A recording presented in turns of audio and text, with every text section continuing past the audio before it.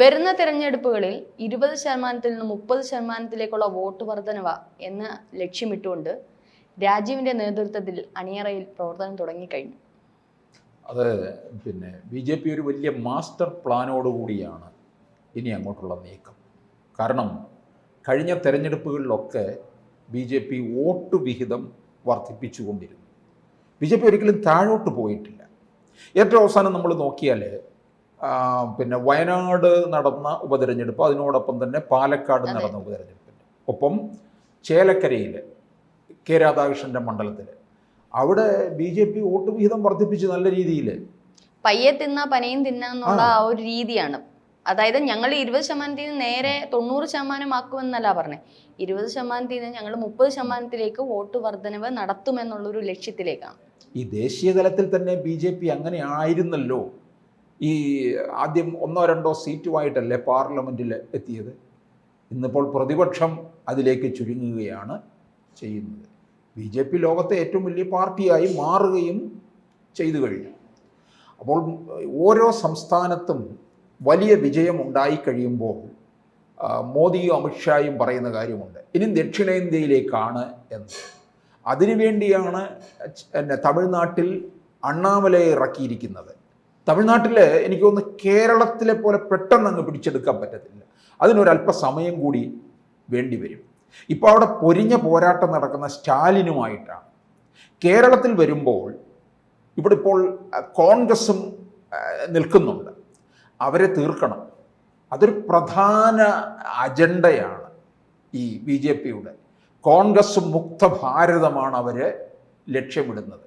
പല സംസ്ഥാനങ്ങളിലും അത് നടപ്പിലാവുകയും ചെയ്തു. അവശേഷിക്കുന്ന ഇടങ്ങളിൽ നിന്ന് ഇതിനെ നാമാവശേഷമാക്കും. ഒരു വംശനാശം സംഭവിക്കുന്ന ഒന്നായി മാറും കോൺഗ്രസ് എന്നുള്ളത് ഉറപ്പാണ്. കേരളത്തിൽ ഇപ്പോൾ രാജീവ് ചന്ദ്രശേഖരൻ അധികാരത്തിൽ വന്നപ്പോൾ കോൺഗ്രസ്സുകാർക്കൊരു അങ്കലാപ്പ് തന്നെ ഉണ്ട്. വി ഡി സതീശനൊക്കെ ഉടൻ തന്നെ അഭിപ്രായവുമായിട്ട് രംഗത്ത് വരികയൊക്കെ ചെയ്തു. ഞങ്ങൾക്ക് ഒപ്പത്തിനൊപ്പം നിൽക്കുന്ന ആളല്ല എന്ന്. നിസ്സാരമായിരുന്നു. ഇവരുടെ ഒക്കെ കൺസെപ്റ്റ് എന്ന് പറയുന്നത് പഴയ കാലത്ത് ആ രാഷ്ട്രീയക്കാരാണ് കക്ഷത്തിൽ ഒരു ഡയറി ഇടുക്കി വെച്ചിറങ്ങുന്നത്. അതൊക്കെ മാറിപ്പോയി. അവരുടെ പാർട്ടിക്കകത്ത് തന്നെ വളരെ ഹൈടെക് ആയിട്ട് നിൽക്കുന്നവരൊക്കെ ഉണ്ട്. നമ്മളെപ്പോഴും പറയുന്നതാണ്, മാത്യു കുഴൽനാടനെ പോലുള്ളവർ, ഷാഫി പറമ്പിലിനെ പോലുള്ളവർ, അല്ലേ, രാഹുൽ മാങ്കൂട്ടത്തിൽ, അങ്ങനെ ഒക്കെ ചുറുചുറുക്കും ആവേശഭരിതരായിട്ട് വരുന്നവർ ഉണ്ട്. ഇതുപോലെ തന്നെ ബി ജെ പി ഇപ്പോൾ ലക്ഷ്യമിടുന്നത് ഇവരുടെ വോട്ട് വിഹിതം വർദ്ധിപ്പിക്കുക. 20% ഒക്കെ നേടിയിട്ടുണ്ട്, അത് 30ലേക്ക് എത്തുക. അതിനോടൊപ്പം തന്നെ ഈ 60 നിയമസഭാ മണ്ഡലങ്ങളിൽ 35,000 മുകളിൽ വോട്ട് ലഭിച്ച ഇടമുണ്ട്. അതിൽ കൂടുതൽ ശ്രദ്ധ കേന്ദ്രീകരിക്കുക. ഞാൻ നേരത്തെ പറഞ്ഞല്ലോ, ഒരു മാസ്റ്റർ പ്ലാൻ ഉണ്ട് ഇവർക്ക്. ഈ മാസ്റ്റർ പ്ലാനിൻ്റെ ഭാഗമായിട്ടാണ് കേരളത്തിലുള്ള 14 ജില്ലകളല്ല ബി.ജെ.പിക്ക് ഇപ്പോൾ ഉള്ളത്, 30 ജില്ലകളാണ്. അതായത് ഒരു ജില്ലയിൽ തന്നെ 3 പ്രസിഡന്റിനെ വെച്ച് നിയമിച്ചിട്ടുണ്ട്. എല്ലാ ജില്ലകളിലുമില്ല, വലിപ്പമേറിയ ജില്ലകളിൽ. ഇപ്പം തിരുവനന്തപുരത്തിന് തന്നെ 3 പ്രസിഡന്റുമാരുണ്ട്. അതങ്ങ് താഴെ തട്ടിലേക്ക് ഇറങ്ങിച്ചെല്ലാനായിട്ട് സാധിക്കും. ഈ തിരുവനന്തപുരത്തിന് ഒരു പ്രസിഡന്റ് ആകുമ്പോൾ എല്ലായിടങ്ങളിലേക്കും എത്തുക എന്ന് പറയുന്ന പ്രയാസമാണ്. ഈ താഴെ തട്ടിലേക്ക് ഇറങ്ങി ചെല്ലുമ്പോൾ ഇതിൻ്റെ ഒരു ഇമ്പാക്റ്റ് ഉണ്ടാകാൻ പോകുന്നത് ഈ വരാൻ പോകുന്ന ഈ പഞ്ചായത്ത് തെരഞ്ഞെടുപ്പിലാണ്. അവിടെയാണ് അടിത്തട്ടിലെ പ്രവർത്തനം എത്ര ഫലം കണ്ടു എന്നറിയാൻ പോകുന്നത്. അതൊരു വലിയ നീക്കമായിരിക്കും. പല പഞ്ചായത്തുകൾ ഇവർക്ക് പിടിച്ചെടുക്കാൻ കഴിയും. പല മുനിസിപ്പാലിറ്റി, അതുപോലെ നഗരസഭ. തിരുവനന്തപുരം നഗരസഭയിൽ വിജയത്തോടടുത്ത് നിൽക്കുന്ന ഇടമാണ്. തൃശ്ശൂർ സുരേഷ് ഗോപി പാർലമെന്റ് മണ്ഡലം പിടിച്ചെടുത്തോടുകൂടി നിയമസഭയിലും അതുപോലെ തന്നെ നഗരസഭയിലും ഇവർക്ക് ഒരു വലിയ സാന്നിധ്യമുണ്ട് എന്നുള്ളത് ഉറപ്പുവരുത്തി. ഇനി ആ പ്രവർത്തനം തുടർന്ന് അവർക്കിനി അവിടെ വിജയം അങ്ങ് ഉറപ്പിച്ചാൽ മതി എന്നുള്ളതാണ്. ഇതെല്ലാം കണക്ക് കൂട്ടുന്നുണ്ട് അവർ. ഇപ്പം തിരുവനന്തപുരത്ത് രാജീവ് ചന്ദ്രശേഖർ മികച്ച പ്രകടനമാണ് കാഴ്ചവെച്ചത്. വിജയം ഉണ്ടായി എന്ന് തന്നെ പറയുന്നില്ല നമ്മൾ. ആറ്റിങ്ങൽ മുരളീധരൻ്റെ പ്രകടനം, പിന്നെ ആലപ്പുഴയിൽ ശോഭാ സുരേന്ദ്രൻ്റെ, അങ്ങനെ കേരളത്തിൽ വിവിധ പാർലമെന്റ് മണ്ഡലങ്ങളിൽ മികച്ച പ്രകടനം കാഴ്ചവെച്ചു. പത്തനംതിട്ടയിലും മികച്ച പ്രകടനം ഉണ്ടായി. പിന്നെ BJPക്ക് ഇനി അങ്ങോട്ടുണ്ടാകാൻ പോകുന്ന ഒരു നേട്ടമെന്ന് പറയുന്നത് ഈ ക്രൈസ്തവ വിഭാഗത്തെ ഇങ്ങോട്ടേക്ക് ചേർത്ത് നിർത്തി. ഈ മോദി വീണ്ടും മൂന്നാമത് അധികാരത്തിൽ വരുമ്പോൾ ജോർജ് കുര്യനെ കേന്ദ്ര സഹമന്ത്രി സ്ഥാനം കൊടുത്തു. ജോർജ് കുര്യന് സഹമന്ത്രി സ്ഥാനം കൊടുത്തതിൻ്റെ പിന്നിൽ ഈ ക്രൈസ്തവരെ പാർട്ടിയോട് അടുപ്പിച്ച് നിർത്തുന്നതിന് വേണ്ടിയാണ്. ന്യൂനപക്ഷത്തെ പ്രത്യേകിച്ച് ഈ ക്രൈസ്തവ വിഭാഗം പണ്ട് മുതലേ നമ്മൾ കേൾക്കുന്നത് അവർ കോൺഗ്രസിനോടൊപ്പമാണ്, UDFിനോടൊപ്പമാണ്. അതൊക്കെ മാറിക്കഴിഞ്ഞു. അത് മാത്രമല്ല, BJP ഒരു ഹിന്ദുമത പാർട്ടി എന്നുള്ളൊരു വിശ്വാസമായിരുന്നു ഇത്രയും നാൾ ഉണ്ടായിരുന്നത്. പക്ഷെ കേരളത്തിൽ താമര വിരിയില്ല എന്നും പറഞ്ഞവരുണ്ട്. ഇനി ഒരു കാലത്തും ഈ ജന്മം കേരളത്തിൽ താമര വിരിയില്ല എന്ന് പരോക്ഷമായിട്ടും ഒക്കെ പറഞ്ഞ് എഴുതി ഒപ്പിട്ട് വെച്ചവരുടെ ഇടയിലേക്കാണ് താമര വിരിഞ്ഞിരിക്കുന്നത്. ഇപ്പം രാജീവ് ചന്ദ്രശേഖരനോടും ഒരു മാധ്യമപ്രവർത്തകൻ ചോദിച്ചു, ഹിന്ദുത്വ പാർട്ടി എന്നുള്ള രീതിയിലാണ് BJP നിൽക്കുന്നത്, അപ്പം അത് എത്രമാത്രം കേരളത്തിൽ അതിൽ നിന്നൊക്കെ മാറ്റം ഉണ്ടായിട്ടുണ്ട്. കാരണം മോദി സർക്കാർ വന്നപ്പോൾ അദ്ദേഹം പറഞ്ഞൊരു കാര്യമാണ്, മോദി സർക്കാർ വന്നപ്പോൾ നിങ്ങൾക്ക് തന്നെ അറിയാം ഏത് മതവിഭാഗത്തെയാണ് വേർതിരിച്ച് കണ്ടിട്ടുള്ളതെന്ന് അദ്ദേഹം പറഞ്ഞൊരു വാക്കാണ്. സത്യം പറഞ്ഞാൽ നമുക്ക് ഇപ്പം ക്രിസ്ത്യൻ ഇതാണെങ്കിലും മുസ്ലിം വിഭാഗമാണെങ്കിലും ഹിന്ദു മതമാണ്, എല്ലാം ഒരേ രീതിയിൽ കൊണ്ടുപോകാൻ മോദി സർക്കാരിന് ഏറെ കഴിഞ്ഞു എന്നുള്ളതാണ് അദ്ദേഹം വീണ്ടും ഈ ഒരു അധികാരത്തിലേക്ക് വരാൻ തന്നെ കാരണം. അപ്പം കേരള രാഷ്ട്രീയത്തിലേക്ക്, കേരള ജനങ്ങളിലേക്ക് BJPയുടെ ഒരു പഴയ ഒരു ഇമ്പാക്റ്റ് ഹിന്ദു മത വിഭാഗത്തിന് മാത്രമുള്ളതാണ് ഈ BJP എന്നുള്ള ആ ഒരു ഇത് പ്രവണത മാറി തുടങ്ങി എന്നുള്ളതിൻ്റെ തെളിവാണ് സാർ ഈ മുമ്പേ പറഞ്ഞതുപോലെ പാലക്കാടും തൃശ്ശൂരും ആലപ്പുഴയിലും ഒക്കെ തിരുവനന്തപുരത്തും ഉണ്ടായ ഒരു ഇമ്പാക്റ്റ്, കഴിഞ്ഞ തെരഞ്ഞെടുപ്പിലുണ്ടായ ഒരു ഇമ്പാക്റ്റ് അല്ലേ? ഇതിനകത്ത് ഈ ക്രൈസ്തവ വിഭാഗത്തെ ചേർത്ത് നിർത്തുന്നു എന്ന് പറയുമ്പോഴേ ബിഷപ്പുമാരൊക്കെ നരേന്ദ്രമോദിയെ കാണാനായിട്ട് ഡൽഹിയിലെത്തുകയോ അതുപോലെ തന്നെ തൃശ്ശൂരിൽ വന്ന സമയത്തും കാണാൻ ചെല്ലുകയൊക്കെ ഉണ്ടായി. ഇതൊക്കെ ഒരു വലിയ ചലനമാണ് ഉണ്ടാക്കിയിട്ടുള്ളത്.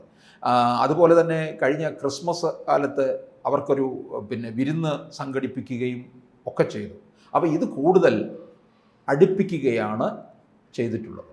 പ്രത്യേകിച്ച് കേരളത്തിലെ ഈ കോൺഗ്രസ് അമിതമായ മുസ്ലിം പ്രീണനം നടത്തുന്നതോടുകൂടിയാണ് ഈ ക്രൈസ്തവ വിഭാഗം കോൺഗ്രസിൽ നിന്ന് അകന്നു തുടങ്ങിയത്. അപ്പോൾ കോൺഗ്രസിൽ നിന്ന് അകന്നു തുടങ്ങിയ ക്രൈസ്തവ വിഭാഗത്തെ BJPയിലേക്ക് അടുപ്പിക്കാനായിട്ടുള്ള ഒരു ശ്രമമാണ്.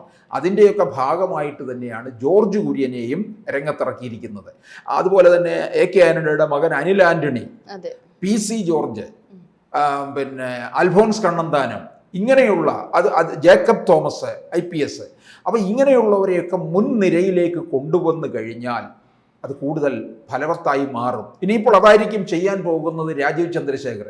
ഈ രാജീവ് ചന്ദ്രശേഖർ ഇവിടെ മത്സരിക്കുമ്പോൾ ഇത്തരത്തിലുള്ള ഒരു നേതൃനിരയെ മുൻപിലേക്ക് അദ്ദേഹം കൊണ്ടുവന്നു എന്നുള്ളതാണ് വളരെ അതുകൊണ്ടാണ് നഗര കേന്ദ്രീകൃതമായിട്ടുള്ള ഇടങ്ങളിൽ നിന്ന് വോട്ട് കൂടുതൽ രാജീവിന് സമാഹരിക്കാൻ കഴിഞ്ഞത്. അതുകൊണ്ട് തന്നെയാണ് ഈ 60 നിയമസഭാ മണ്ഡലങ്ങൾ ലക്ഷ്യം വയ്ക്കുന്നത്. അത്തരത്തിൽ മുമ്പോട്ട് പോകണം.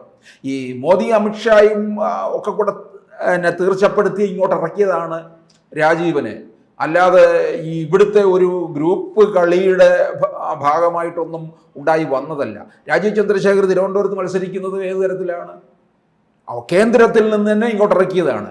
മോദി അമിത്ഷായ കൂട്ടുകെട്ടിൽ വലിയ അടുപ്പമുള്ള ആൾ തന്നെയാണ് രാജീവ്, കേന്ദ്ര സഹമന്ത്രിയുമായിരുന്നു. അപ്പോൾ തീർച്ചയായിട്ടും തിരുവനന്തപുരത്തിന് ഗുണം ഉണ്ടാകും ഇദ്ദേഹത്തിൽ നിന്ന്. ഇനി എന്തായാലും ഒരു 25 വർഷത്തേക്ക് BJPയുടെ ഒരു ജൈത്രയാത്ര തുടരും എന്ന് ഇന്ത്യയിലെ ഏത് സാമാന്യ ജനത്തിനും ബോധ്യമായിട്ടുള്ള കാര്യമാണ്.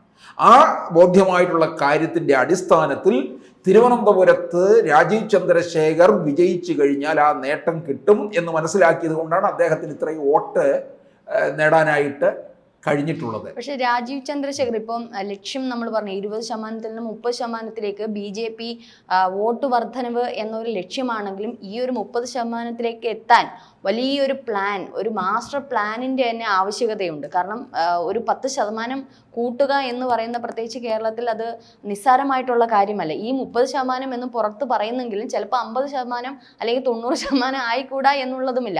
വലിയൊരു മാസ്റ്റർ പ്ലാൻ തന്നെയുണ്ട്.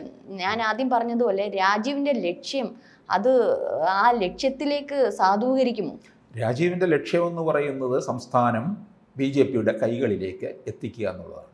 2026 നടക്കണമെന്നില്ല, പക്ഷെ 2026 ചില 26 ചിലപ്പോൾ അടുത്ത തെരഞ്ഞെടുപ്പ്, ഈ പറഞ്ഞതുപോലെ തദ്ദേശ വകുപ്പ് തെരഞ്ഞെടുപ്പിലാണെങ്കിലും അടുത്ത തെരഞ്ഞെടുപ്പിലാണെങ്കിലും ഒരു പക്ഷെ കുറെ കൂടെയൊക്കെ വോട്ടുകൾ നേടാനും ചില സ്ഥലങ്ങളിൽ പിടിക്കാനും സാധിക്കുമെന്ന് തോന്നുന്നുണ്ട്. 10-15 സീറ്റെങ്കിലും BJP കേരളത്തിൽ നേടും എന്നുള്ളത് ഉറപ്പാണ്. 2026 അങ്ങനെയൊക്കെ വരുമ്പോൾ ഇവിടുത്തെ ഭരണം ഏത് തരത്തിൽ മാറും എന്നുള്ളതാണ് അറിയേണ്ടത്. കോൺഗ്രസ്സിന് കാരണം എന്തായാലും ഒരു ഭരണവിരുദ്ധ വികാരം കേരളത്തിൽ നിൽപ്പുണ്ട്. പിന്നെ കോൺഗ്രസ്സുകാരും വലിയ പ്രതീക്ഷയില്ല. CPM-ഉം BJP-യും കൂടെ ചേർന്നുള്ള കളികളാണോ എന്ന് സംശയം ജനങ്ങളുടെ ഇടയിലും. അങ്ങനെ ഒരു പിന്നാമ്പുറ വർത്തമാനം ഇവിടെ നിൽക്കുന്നുണ്ട്. പക്ഷേ എന്തായാലും അത് കോൺഗ്രസിനെ ഇല്ലായ്മ ചെയ്യാൻ വേണ്ടി തന്നെയാണ്. കാരണം കോൺഗ്രസിനെ തകർക്കുന്നതിന് വേണ്ടി BJP ആരുമായിട്ടും കൂട്ടുകെട്ട് നടത്തും. എന്നിട്ട് കേരളത്തിലെ ന്യൂനപക്ഷത്തെ മുഴുവൻ BJPയിലേക്ക് കൊണ്ടുവരികയും ചെയ്യും. CPM-ന് ഭാവിയിൽ അന്ത്യം സംഭവിക്കുകയും ചെയ്യും. ത്രിപുരയിലും ബംഗാളിലും ഉണ്ടായതുപോലെ തന്നെ കേരളത്തിലും. കൂടുതൽ വാർത്തകളും വിശേഷങ്ങളും നിങ്ങളിലേക്ക് എത്താൻ ABC മലയാളം സബ്സ്ക്രൈബ് ചെയ്യുക, ബെൽ ബട്ടണും അമർത്തുക.